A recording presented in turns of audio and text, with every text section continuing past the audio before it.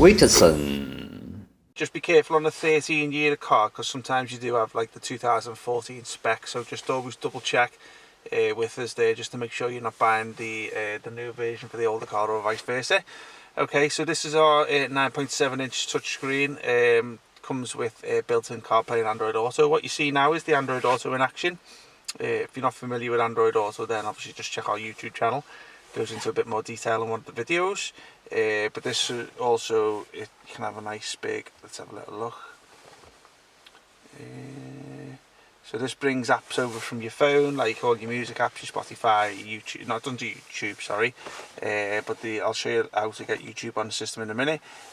Also, it does incorporate the eco button onto this frame too. It does come with a little cap and plate in there, if you haven't got the eco button. But if it does, then obviously pop the plate out here. These hazard buttons here all work with the door to lock and buttons, as you can see. There's your seat belt warning messages there, and obviously your parking buttons, traction control, stuff like that. Okay, so what I'll do now is I'll go back to the home page. This is the home page of the Android operating system, so this basically works like your smartphone would. It does work totally fine with iPhone as well as Android phones. It comes with a built-in Play Store, so you can download all your apps of choice like Netflix, YouTube and all that.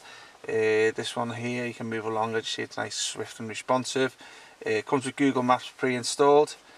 All you have to do when you're first setting it up is just basically set it up like that there. You can put any maps on here too, and set that to the home page, so I'll just press that, shows there's your Google Maps there. This is your FM AM radio here interface. And officials in Singapore does have RDS, which we'll just switch on now. So there you go. So you'll get all your station names coming through shortly. There you go. That's your radio interface. Does work with the steering wheel controls. The Singer has 6 let me just lower it down. As you can see there, I'm just doing it. This is installed in the Navi 900 car.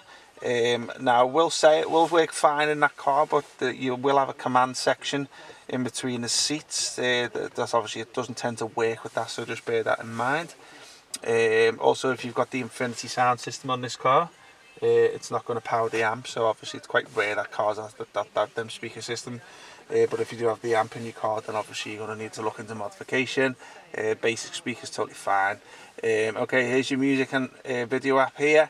So if you want to put all your music and your videos onto a pen drive and play it through the system, then obviously you can do them through them apps there. This is just like little demos there, you can see.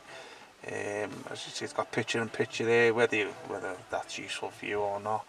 Okay, so going across here, that's your CarPlay and Android Auto, which I showed you earlier. It's linked to an Android phone today, so it's going to show you the Android Auto. But obviously that's how that one's there for. Settings, there's your back end settings, which basically takes you into all the like your Wi-Fi settings and your sound display, password settings, which if you need a backup and restore, which is factory reset.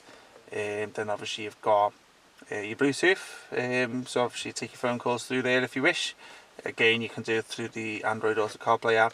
Chrome is a browser. YouTube, you know what that is. Let me just go through to the applications. So this is where all your apps go into. Every app on the system on the Android will go into here, so the more you download, the more that'll go into here. You've got a vehicle settings app here, which basically allows you to customize the languages. Now this tends to be relatable towards the multifunctional display behind the steering wheel, so obviously if you dash change it over to Chinese or German, just change it back to English. There's your original car settings, so obviously you have all these down here. Sports mode settings, if it's got it in the car, some cars don't have it, which this doesn't. Instrument setup display, let's have a little look.